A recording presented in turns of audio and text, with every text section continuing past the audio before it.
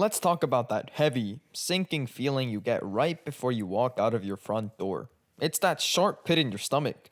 We call them insecurities, but what it really feels like is a trap. You look in the mirror and your eyes don't see the whole picture. They just lock directly onto one specific part that you hate. Whether that's your skin, your nose, your height, or the way your clothes sit on you, you stand there and stare at it until it looks massive, like it takes up the entire room, and then you step outside and you feel completely exposed. You walk around feeling like every single person passing by you is looking right at that one spot, judging you. It ruins your confidence before the day even gets a chance to start.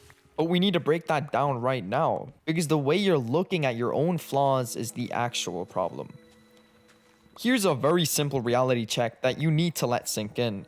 Nobody's actually looking at you. Think about your normal day. When you walk down a hallway at school, are you staring at some random guy's face, searching for flaws? Are you counting his pimples, checking his hairline, or judging his posture? No, you glance at him for a split second and then you go right back to your own thoughts. So why do you think everyone else is doing that to you? They aren't. They can't. Because they are way too busy worrying about themselves. While you're walking past someone thinking, I hope they don't see my bad skin today, that exact same person is walking past you thinking, I hope they don't see how awkward I look right now. Everyone is trapped inside their own head. Your biggest flaw is nothing more than the background noise of the rest of the world. Once you realize that you aren't standing on the stage under a spotlight, the weight drops. You can finally just breathe. Now, to actually handle this, you need to split your flaws into two basic boxes: things you can fix and things you can't. Let's look at the first box. If you feel bad about yourself because you're out of shape, or because you don't know how to talk to people, or because you have zero discipline, sitting in your room complaining about it won't solve a single thing. That kind of bad feeling is actually useful. It's just your brain telling you to get up and do something about it. You fix those flaws by taking action, going to the gym, eating better, and forcing yourself into social situations. You kill those insecurities with pure work. But then there's the second box, things you physically cannot change. Your height, your bone structure, the face you were born with. Crying about your genetics is just choosing to punish yourself for no reason. You can't fix it, so you have to change how you look at it. We live in a world where everyone is obsessed with looking perfect. People use filters to smooth everything out until everyone starts to look exactly the same, almost as if they were copy-pasted. But perfect is boring. It has no flavor. The coolest, most memorable people in the world are never textbook perfects. What makes them real are their weird traits. Think about actors like Adam Driver or Timothy Chalamet. They don't have standard action hero faces. Their features are different, maybe even strange to some people, but they're respected because they don't try to hide them. They carry themselves with so much self-respect that their unique traits become their trademark. The thing you're trying to hide might be the exact thing that makes you stand out from the crowd. The moment you stop trying to look like a clone and just own your own exact layout, your flaws stop feeling like your weakness. They become your signature.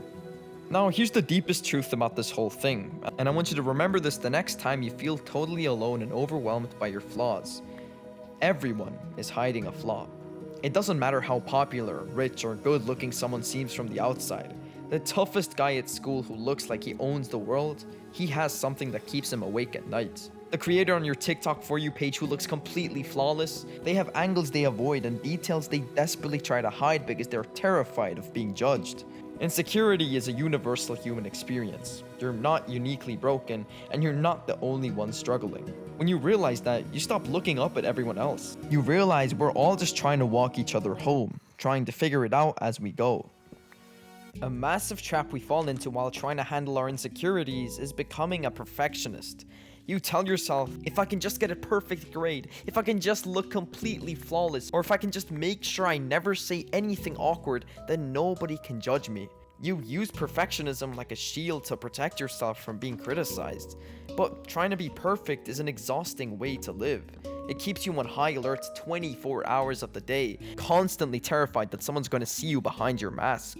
Real confidence isn't about proving you have no flaws. It's about being completely okay with the fact that you do. When you accept the fact that you're going to make mistakes, the shield drops. You don't need to be flawless to be respected. You just need to be real.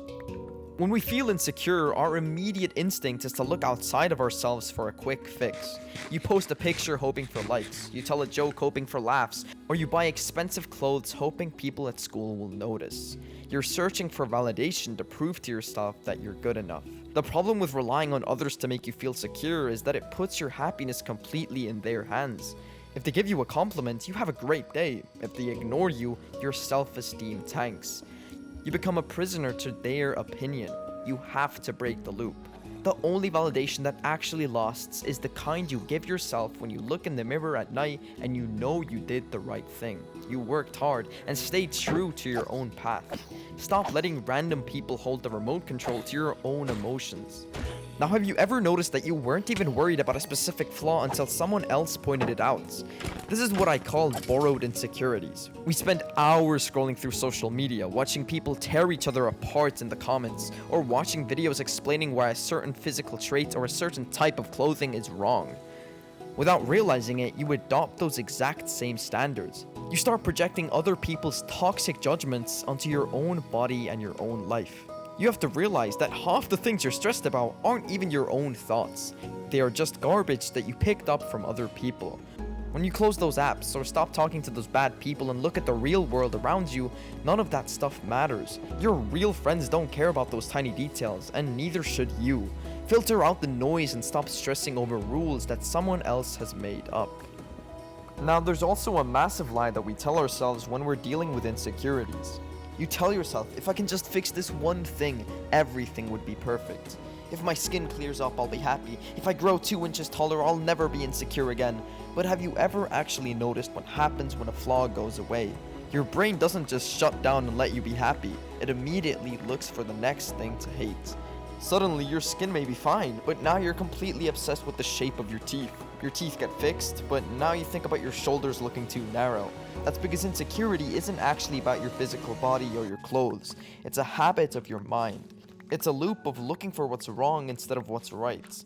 If you don't fix the way you talk to yourself in your own head, you could have a perfect face and a perfect body, and you would still find a reason to feel like you aren't enough.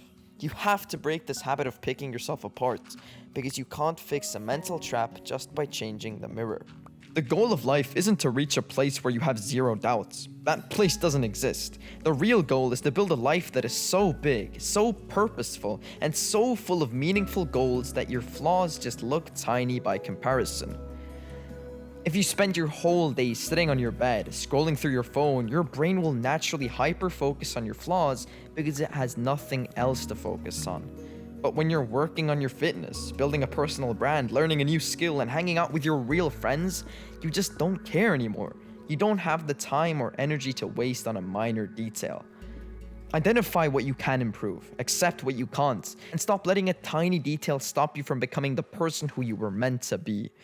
Be good to yourself, run your own race, and trust the path. I'll see you in the next one.